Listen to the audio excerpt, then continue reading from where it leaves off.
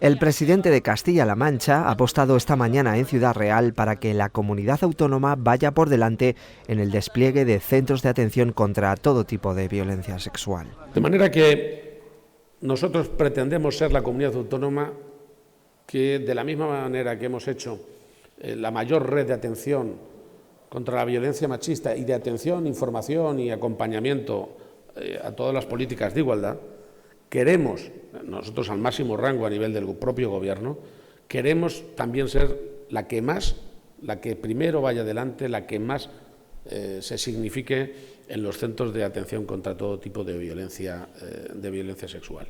Sí, sí.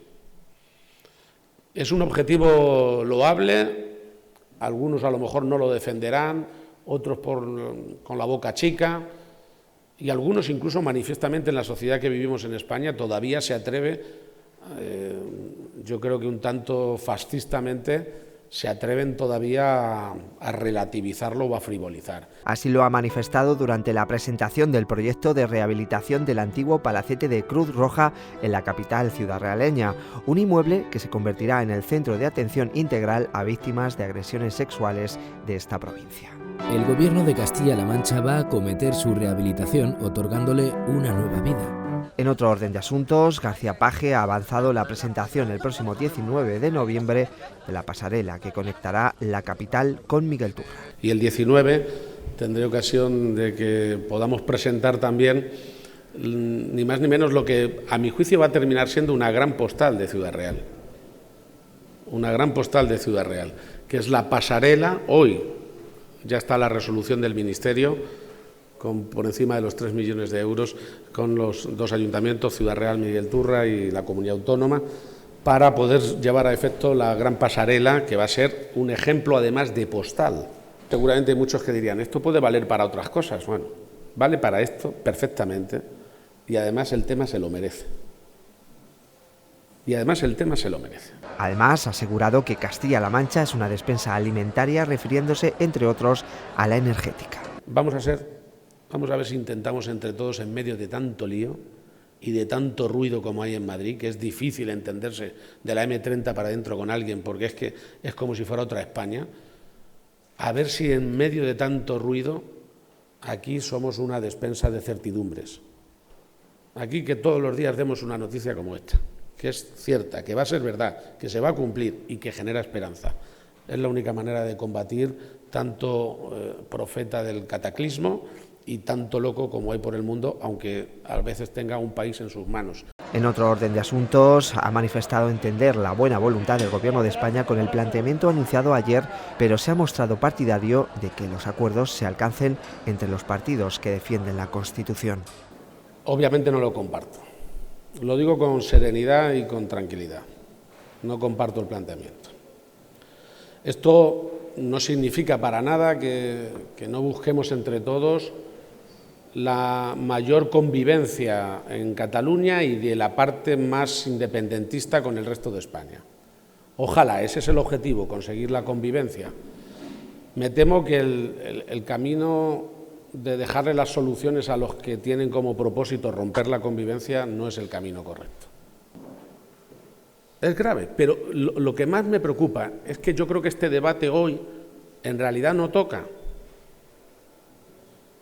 Porque lo que me gustaría es que se cumpliera el primer objetivo de todos, y es que Puigdemont viniera a España y se sometiera con las mismas normas, como hicieron Junqueras y los demás, a los tribunales de justicia español. No cambiar las reglas del juego a mitad de partido. Por justicia básica, elemental, los que están fugados tienen que venir. Primero Puigdemont aquí y luego hablamos de cómo tipificar futuras intentonas a futuro. Bueno, se puede hablar de eso. Tenemos que trabajar por un escenario en el que quede muy claro en España que el que quiera volver a intentar una cosa así tiene que entender que las consecuencias no son solo políticas, retóricas o de titulares de prensa, no, son penales. Incumplir la ley civil o la ley mercantil comporta penas y la ley penal también. Y cumplir la ley de las leyes, que es la Constitución, pues obviamente lo tiene que tener. El Gobierno de Castilla-La Mancha ha dado luz verde a la tramitación de 2.000 expedientes urbanísticos, que lo que ha permitido es la inversión privada de más de 3.000 millones de euros en Castilla-La Mancha.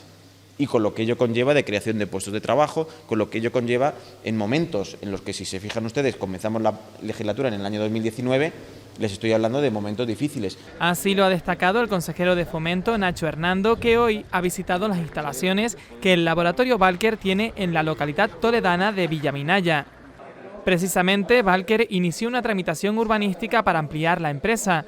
En este sentido, Nacho Hernando ha destacado que esta tramitación se ha llevado a cabo como proyecto prioritario. ¿Qué es lo que va a permitir, una vez que ya se ha completado todo el expediente urbanístico, medioambiental, también con el informe favorable de carreteras, el que ya podamos pasar nuestro expediente al último paso, que es a la Consejería de Economía, para que pueda emitir una resolución favorable próximamente? Y con eso, el que podamos iniciar lo antes posible estas obras por parte de la empresa. La empresa se encuentra situada en el polígono industrial La Dehesilla de Villaminaya y su actividad es la fabricación y almacenamiento de productos cosméticos para su posterior distribución y venta al por mayor. Actualmente cuenta con 55 empleos y tiene más trabajadores que antes de la pandemia. Hola, encantada, un placer.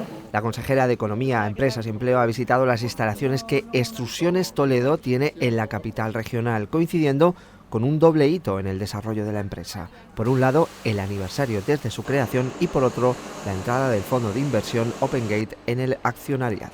Por lo tanto, han sido años complicados, pero efectivamente Stoll, pues desde el año 97, 25 años, nos hemos consolidado entre los principales fabricantes de perfiles de aluminio en Europa. En España, entre los 5 primeros. Extrusiones Toledo cumple 25 años y lo hace creciendo y en búsqueda de nuevos mercados, especialmente el exterior. El empleo en este momento es la situación, la coyuntura económica actual, no que haya un cambio de accionariado.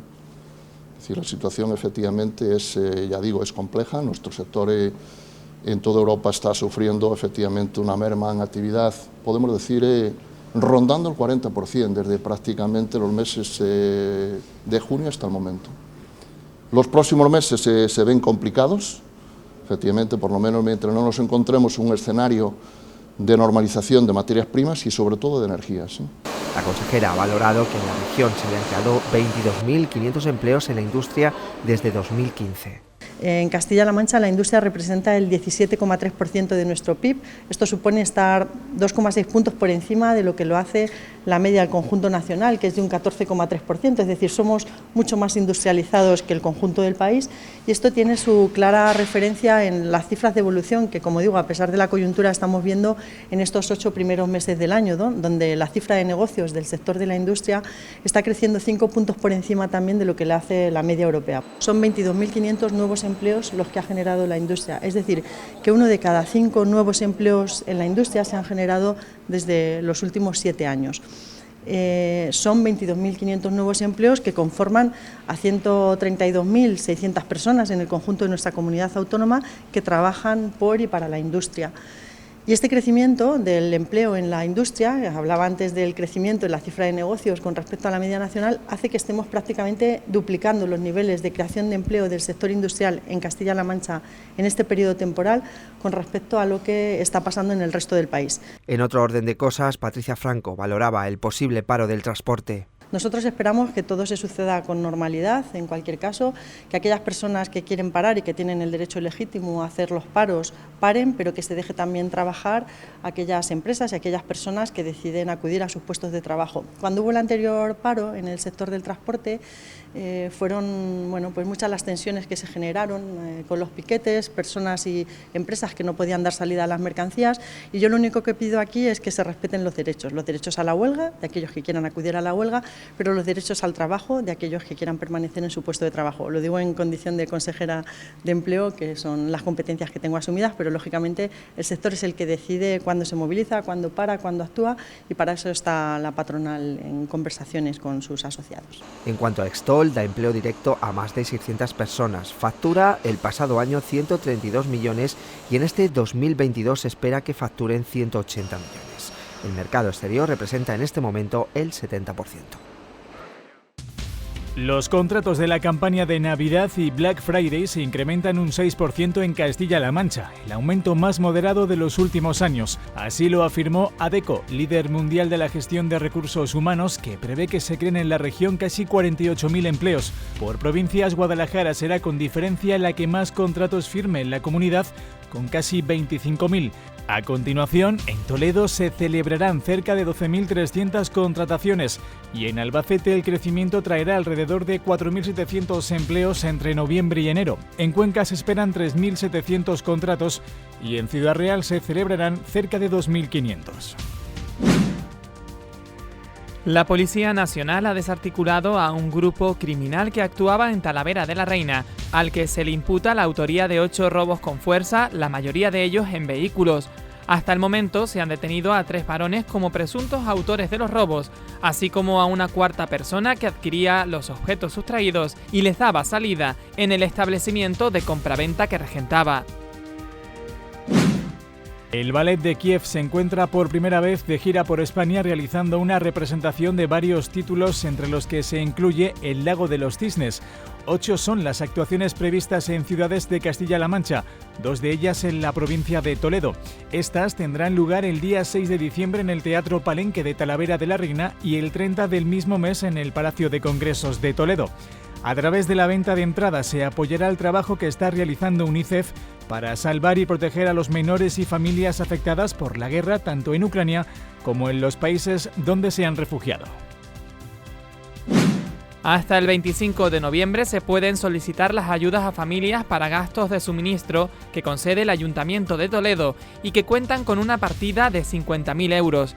Esta cuantía se suma a la de las ayudas de emergencia social, que este ejercicio cuenta con 195.000 euros.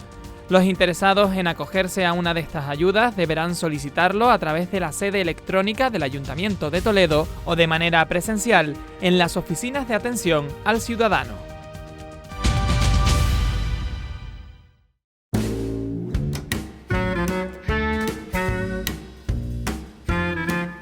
Hoy se conmemora el Día de las Librerías y con esa excusa nos colamos en uno de estos rincones donde miles de historias esperan ser leídas. Estos días siempre son importantes para la visibilización, por lo menos un ratito a lo largo de todo el año para la visibilización. En España hay casi 3.000 librerías independientes, de las que 91 se encuentran en nuestra región.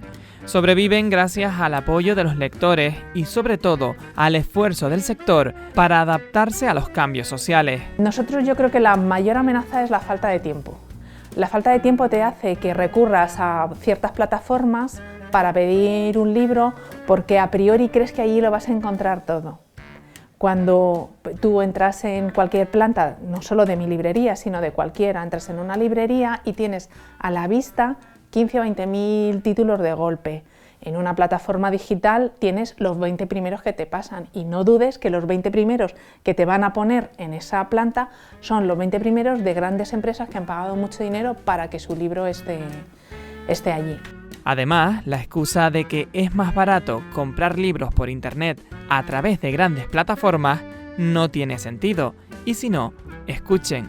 El precio del libro es fijo, salvo algunas excepciones en cuestión de libro de texto, el precio del libro es fijo, lo fija la editorial.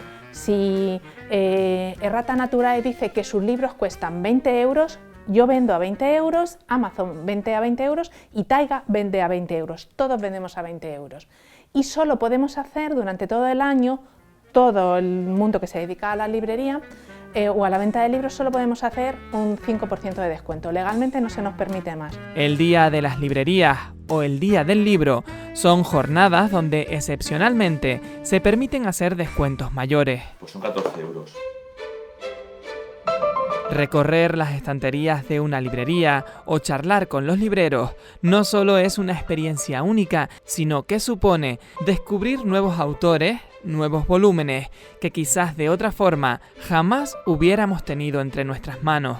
Nosotros tenemos muchos libros de muchas editoriales que no están en las grandes plataformas, auténticas joyas de la literatura. O sea, son libros muy cuidados, no son libros muy caros y son de estos libros que dices, mi pequeño tesoro, como y si no hubieras entrado en una librería jamás lo habrías leído. Reivindicar estos espacios como punto de encuentro físico con los lectores y de fomento de la lectura es uno de los objetivos del Día de las Librerías. Porque los libros lo contienen todo, o sea, contienen nuestra realidad y es muy agradable charlar de libros. Si vas a charlar con el librero, vas a charlar con el cliente que esté pasando por allí, o vas a pasar a charlar con el turista que ha pasado para decirte, oye, ¿por dónde voy a la catedral? Aunque a priori pensemos lo contrario, viene gente muy joven. Todos los viernes o todos los sábados viene un grupo de chicos y chicas, se pasa por la librería, arriba a abajo, nos hace dibujos y nos deja buenos deseos en el libro de firmas que hemos puesto, y pasa la tarde, una hora y media, pasa la tarde como si fuera su casa. Fomentando el comercio local, el trato personal entre cliente y librero y, cómo no, reivindicando cada una de las 91 librerías que recorren Castilla-La Mancha, nos despedimos de este templo de las letras con un sonoro hasta luego.